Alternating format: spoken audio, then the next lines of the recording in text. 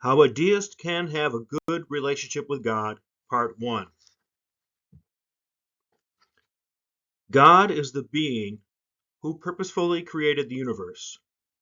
Perhaps I'm mistaken, but I believe that God exists, is completely good, and sometimes secretly tinkers with creation in order to get the results that God desires.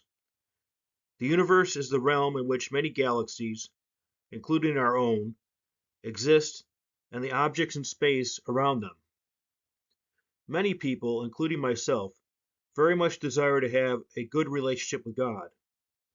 I don't know if I am very qualified to give advice on this matter, but who is? The following are some of my thoughts about how to have a good relationship with God. First of all, one should ask oneself, why do I want a good relationship with God? Here are 7 possible honest answers. 1. I have love for and thankfulness to God for giving me life and all the good things in my life. 2. I want the ability necessary to be as sane, good, and happy as possible. 3. God is the most important being, and I greatly want the best relationship that I can have with the most important being. 4. I'm curious. I want to understand God and know why God put me here in this universe. 5. I want to know how I should live. 6. I want to feel more loved than I already do. 7. I want to be convinced that a happy afterlife awaits me after I die. Let's think about these answers one at a time to understand them better. 1. I have love for and thankfulness to God for giving me life and all the good things in my life. God is the parent of all creatures, including me. It is right and natural for a child to receive love from and give love to his or her parent. Therefore, it is right and natural for me to receive and give love from and to God. Also, at least to a large extent, God has been a good parent to me. God has given me every good thing that I have, including life. Thus, it is also right and natural that I give thanks to God. 2. I want the ability necessary to be as sane, good, and happy as possible. Like all mortal humans, as far as I can tell, I am neither completely sane nor insane, completely good nor evil, or completely happy nor miserable. I would like to be completely sane, good, and happy forever, starting from the moment of my conception, but it didn't happen. In fact, it is almost certain that I will always be at least a little insane, evil, and miserable until the moment I die. While I live, the most that I can honestly hope for is to be as sane, good, and happy as I can be. But how can I do that? I am very flawed and weak. I need the power of God to help me do what I cannot do by myself. To be as sane as possible, I try to understand how God actually is and open my mind to God's guidance and healing. To be as good as possible, I try to believe that God will adequately reward every purposeful good deed and adequately penalize every purposeful evil deed. Purposeful means done on purpose in order to get a certain result. Simply speaking, a purposeful good deed is done to increase everyone's overall well-being, and a purposeful evil deed is a deed that is done for a different reason. To be as happy as possible, I try to believe that God will eventually perfect all beings. That means that, sometime in the future, God will make all beings be completely sane, good, and happy forever. Heaven is an appropriate name for where perfection happens, as well as the experience of perfection. I humbly ask for, and hope in, God to provide the necessary ability. Here is as good a place as any to briefly talk about love. When I say that I want to be as good as I can be, that implies that I also want to be as loving as I can be, because loving is part of being and doing good. Love is not just a feeling or a way of thinking. Love is good in action. 3. God is the most important being, and I greatly want the best relationship that I can have with the most important being. Why? The more I properly relate with the most important being, the more I am properly aligned with my place in the great scheme of things. Because God is the most important being, I should always strive to perfect my relationship with God first and foremost, more than my relationship with any other being. 4. I'm curious. I want to understand God and know why God put me here in this universe. To be human is to be curious. The more that I live and learn, the more I understand God and why God put me here, or so I believe. 5. I want to know how I should live. This reason is closely related to reason 4. God knows exactly how I should live, and my understanding is imperfect. It generally grows better over time, though, or so I believe. 6. I want to feel more loved than I already do. From time to time, many people feel like they aren't very loved. This happens even if they intellectually know that the opposite is true. Many beings love them very much.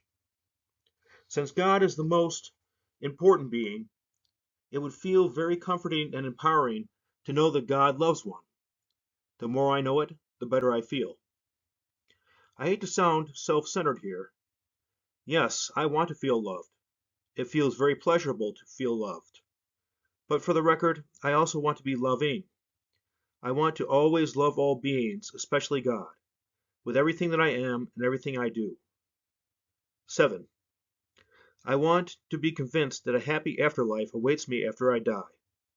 Like all other humans, I like living, and/or I want to have a much more pleasant life than I currently have. Therefore, I greatly hope that I will go to heaven as soon as I die. I also care about other sentient beings. Thus, I want them to go to heaven after they die too. I am convinced that God is smart enough and good enough to eventually perfect all beings. Now that we better understand why we want a good relationship with God, let's take the next step and discuss exactly how we can have it. The following are some practices that I often do to accomplish this goal: doing good, being completely honest, praying, thinking or reciting mantras, reading enlightening writings, listening to enlightening lectures, contemplating the universe and beyond, cultivating good relationships with the beings that I can see and hear, and being completely open to God as God actually is, and to how God actually interacts with me. Due to lack of time, I will just talk about doing good for the rest of this video. I will talk about the other God-related practices in the next 2 videos in this series. Earlier I said that, simply speaking, a purposeful good deed is done to increase everyone's overall well-being, and a purposeful evil deed is a deed that is done for a different reason. I said simply speaking because ethics can get very complicated, and I am willing to sacrifice some precision here for the sake of greater understandability. Everyone actually means all sentient beings, that is, all beings who can feel pleasure and/or pain. I am particularly interested in the sentient beings who live in this universe, because those are the beings that we can most easily help or hurt. I am not particularly worried about helping or hurting God or created beings who live beyond the universe. I'm not even certain if I can help or hurt them, but I am certain that I can help and hurt humans and other animals that possess a brain. As far as I know, a brain is required to feel pleasure or pain. What is well-being? Well-being has much to do with living, health, and pleasure. In general, well-being is indicated by life rather than death, health rather than sickness, and pleasure rather than pain. I am firmly convinced that something is good because it promotes well-being. It is not good just because someone says it is, even if that someone is God. Might does not make right. Right makes right. And the way to do right in general is to promote as much life, health, and pleasure as possible. I think of good as being like a bright white sphere in an endless black void. The sphere symbolizes what is good, and the void symbolizes what is evil. All beings should constantly attempt to understand and promote that sphere as much as they can. That applies to God and all creatures. If you have to worship something, worship good. Even God should worship good. By worship, I mean make one's main focus and highest priority. Everyone's main focus and highest priority should be doing good. Think of a solar system with a giant bright star in the center and countless objects orbiting that star. The star represents good, and the objects represent different beings. In this metaphor, the bigger the object, the more significant the being. The largest planet by far is God, but it is noticeably smaller than the star, and it, like all other objects, orbits the star.